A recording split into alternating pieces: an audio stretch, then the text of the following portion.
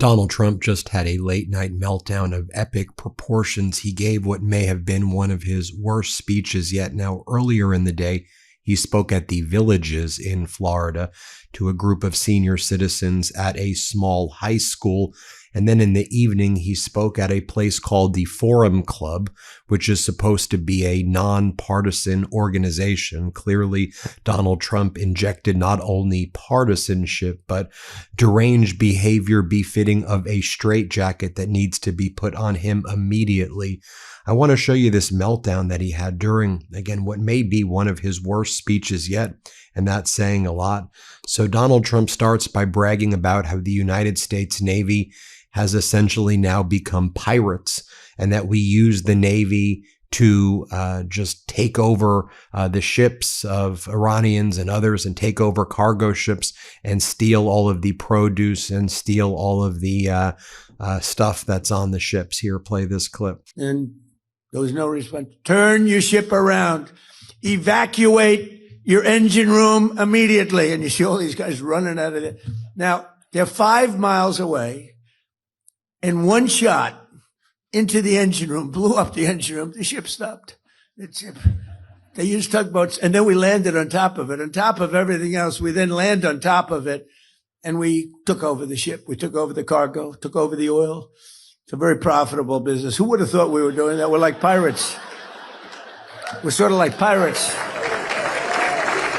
But we're not playing games because, you know, for 47 years, Iran has been pushing everybody around. Then Donald Trump talks about how he wasn't even familiar with how the PGA Tour was going at his Doral Miami Golf Club because the Iranians keep on calling him. And he goes, I just can't even focus because the Iranians just keep on calling me and they want to negotiate. And I keep saying, guys, I don't want to negotiate with you. I mean, he's making all of this up. And also the PGA event at his Doral Golf Club is being attended by like no one. It is the worst attended PGA tournament in the entire history of the PGA. I did a whole video on that. I'll do another one in the morning, but just play this clip where he makes up that he's just so busy with Iranians calling him all the time. Nobody is calling him. Here, play this clip. So you'll be all very happy. And, you know, it's right now I own Doral, and right now we have a tournament. I'm so busy. And we have the big Cadillac Championship going on, all the great players, the PGA Tour. And they're there. And yesterday somebody came up, said, sir, the tournament is great. I said, what tournament are you talking about? I'm so busy with the Iranians calling, trying to make a good deal, and we're not going to let that happen. But they've got to make a bad deal. But if they make a deal at all, because frankly, maybe we're better off not making a deal at all. Do you want to know the truth? Because we can't let this thing go on. Been going on too long. Then Donald Trump talks about Gettysburg, and Trump's view of the Civil War is that Robert E. Lee was this heroic character. And Robert E. Lee said, never fight uphill, me boys. Never fight up the hill, me boys. This is, again, just to be clear, Robert E. Lee never said, never fight uphill, me boys. This is a made up thing that never happened. But also Donald Trump somehow situates Robert E. Lee as the good guy and the hero in his story. But I guess that's befitting of Donald Trump. Here, play this clip. They heard they were going up a hill, Harvey, just going up a hill. Robert E. Lee heard that. His Stonewall Jackson was killed as great general, and so he didn't have him. He had another general, and they were going up, and he sent 5 messengers on 5 horses, hoping that one would get through because they were all being shot. It was a bloodbath, and it was never fight uphill, me boys, never fight uphill. He was fought uphill, and they just got wiped out. But that whole, to me, the Robert E. Lee era with Ulysses S. Grant, Abraham Lincoln. I mean, to me, that is such an amazing, you can learn so much from it, but it was such an amazing time. Then Donald Trump continued to talk about Iran. I mean, this is some deranged stuff, right? I mean, we're all watching what I'm watching. Right? Then Donald Trump talks about more about Iran. And he's like, when you look at the Strait of Hormuz, it's so curvaceous. You see the curves on it? What in the world is going on here? He's doing the shape that he drew for Epstein's 50th birthday card. Play this clip. Of what's happening in the world. And when you look at the Hormuz Strait and you see all of those ships, all of those people and ships that they want to get out or they want to get in, they're all over the place. They're like little ants, right? They look like a little anthill.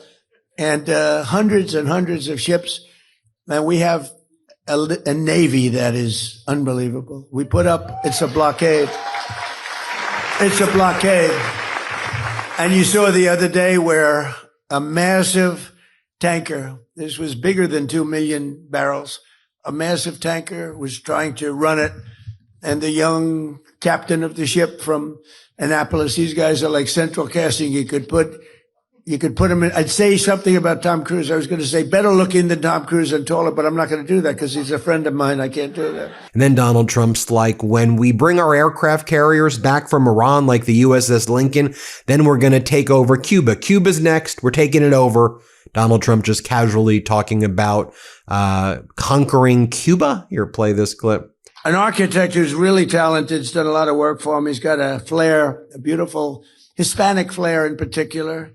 And he comes from originally a place called Cuba, which we will be taking over almost immediately. No, Cuba's got problems. We'll finish one first. I like to finish a job.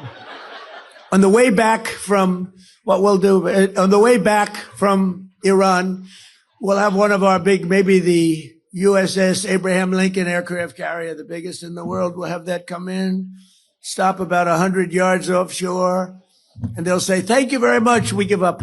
Then Donald Trump talks about Claudia Sheinbaum, the president of Mexico, and he says that she's beautiful, she's fine. He said she's beautiful, she's fine, and she's got this beautiful voice, he says, and she goes, "Mr. President, I mean, this is some really like deranged straitjacket stuff. I'm not exaggerating what he says here. This is what his view of the president of Mexico is. Here, play this clip. And now it's the Gulf of America.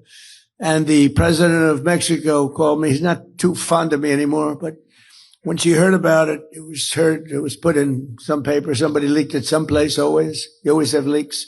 When you're in my world, leaks are a part of life. And it was leaked that I was going to change the name of the Gulf of Mexico to the Gulf of America. And she's a beautiful woman, a very nice, I never like to talk about beauty because that's usually the end of a political career. If you say somebody's a beautiful woman, they say, what a terrible, terrible thing. Everybody hates it except the woman that you're talking about. They love it. So I won't say she's a beautiful woman, but she's a fine woman. And she is. And she's got this incredible, beautiful voice, elegant voice. She was a ballet dancer. She's got this beautiful voice. And she goes, President, no, President, tell me, you're only kidding. You're not going to change the name of the Gulf of Mexico. Yes, I am. I'm sorry. No, please. Anyway, so they don't love me too much in Mexico right now, That's why guys like me are in a lot of danger, consequential people get in a lot of danger. You know what I'm talking about? Then he says, Mar-a-Lago is the hottest club around.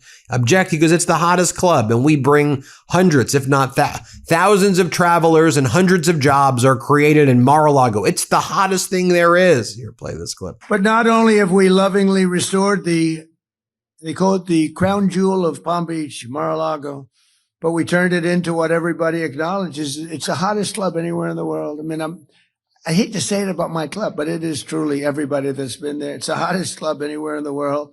And very importantly, it creates hundreds of jobs and brings thousands of travelers here each year. And then we have all the weddings and all the conventions and the events that we have there are spectacular. And they say it's raised more money as a ballroom. It's raised more money than any other ballroom anywhere in the world for charity. We raise tremendous money for charity.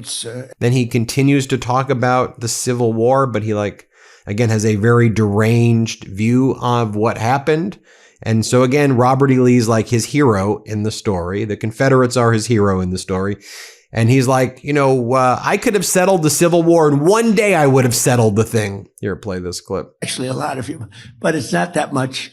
And so we made it 1776. It's just special. I mean, the whole place, it's a special country. But when you look at some of the movies and documentaries about the founding of our country and all of the great people, George Washington, Abraham Lincoln, Thomas Jefferson, Lincoln later, but Thomas Jefferson, all of the original founders, and some of the ones that are least known are actually the most important and the most interesting, actually. But when you look at all, then you have the Civil War. The Civil War was brutal. It was a brutal, I always said, why couldn't that have been settled? And maybe it could have been, but it was a brutal war. It was supposed to last one day. And because Robert E. Lee was an amazing general, I deal with generals a lot.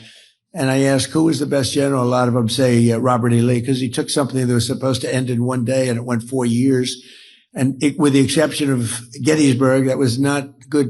That was not a good one. It was not a good day for him, but that didn't happen. He would have actually won. They were going for New York, and they heard they were going up a hill, Harvey, just going up a hill. Robert E. Lee heard that. Stonewall Jackson was killed as great general. And it's very telling, though, when you think about what he just said there, right? He said that basically Robert E. Lee was so courageous that he dragged out the Civil War for 4 years when it could have been settled in a day. It gives you a window into Donald Trump's mind, though, right? Does Donald Trump think that this is what we should be doing with Iran, just extending it out for 4 years? And I don't know.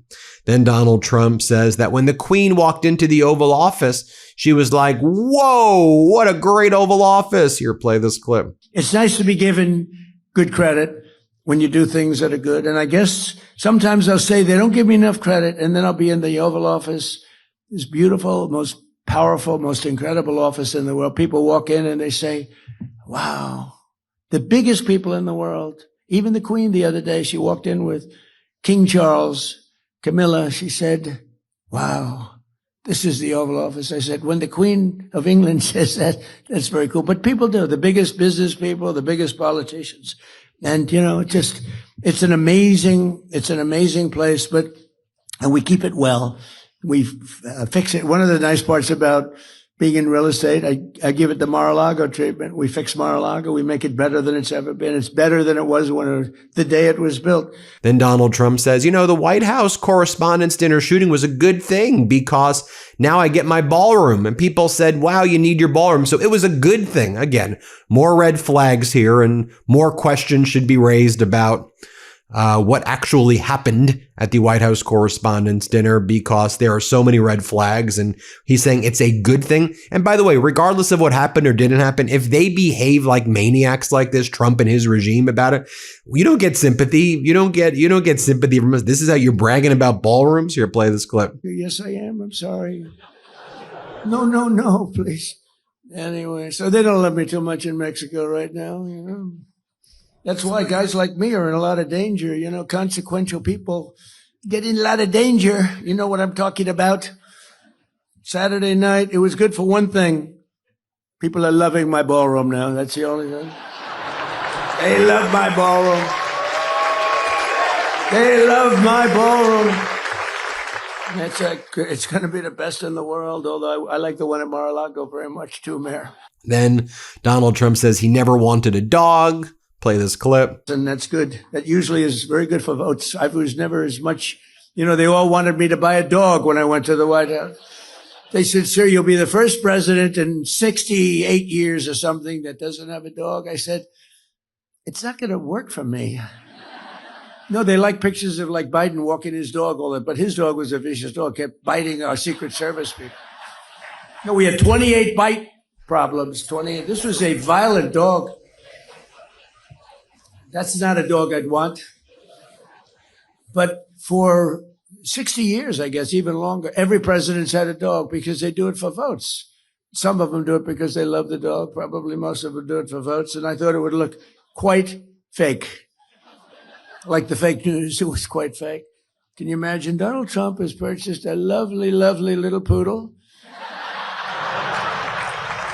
And he walks him religiously every day in the White House grounds as he's inspecting the ballroom that's going up.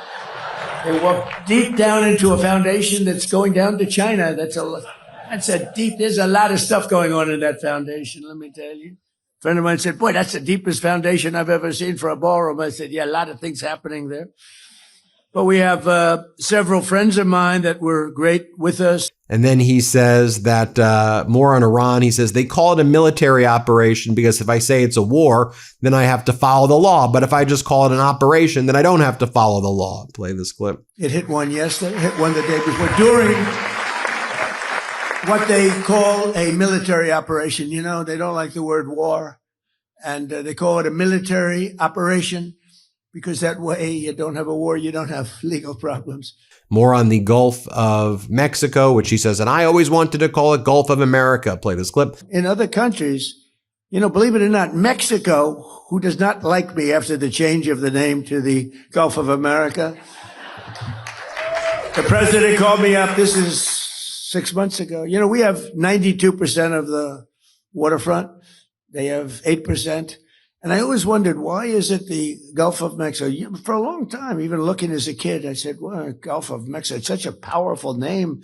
It's such a powerful thing, the Gulf of Mexico, but it should be the Gulf of America. I mean, I'll say it only within the confines of this room because I know there's a lot of fake news back there. Within the confines of this room, Mayor, you're not going to tell anybody, please? I was thinking about seriously calling it the Gulf of Trump, but I really was, but I was told by some very wise people, please don't do this. That's what I don't think would have worked. What do you think? Then he talks about his weaponized and unlawful prosecution of James Comey. It's like all these crazy people. How is James Comey doing these days? Let's play this clip. And now I say it's not even close. These politicians are ruthless, vicious. They are liars, unlike our people from our great town council. But these are vicious people. I mean, what I see, Shifty Schiff, all these crazy people that we have to deal with, think of it. Comey, how's he doing? And I'll just read for you what the Forum Club is supposed to be, just so you can see for yourself. This is from the Forum Club website. As a nonprofit organization, the Forum Club of Palm Beach is Florida's largest nonpartisan political and public affairs organization. Since 1976, when President Jimmy Carter served as its inaugural speaker, the Forum Club has hosted a majority of U.S. Supreme Court justices and a variety of thought leaders whose words and actions affect the world in which we live. Well, I guess if it's affect the world in which we live, Donald Trump does affect the world in which we live. He utterly destroys it. That was the most pathetic speech I think I've ever seen in my whole damn life. Tell me what you think. Now hit subscribe. Let's get to 7 million subscribers, and thanks for watching. Love this video? Support independent media and unlock exclusive content, ad-free videos, and custom emojis by becoming a paid member of our YouTube channel today. You can also gift memberships to others. Let's keep growing together.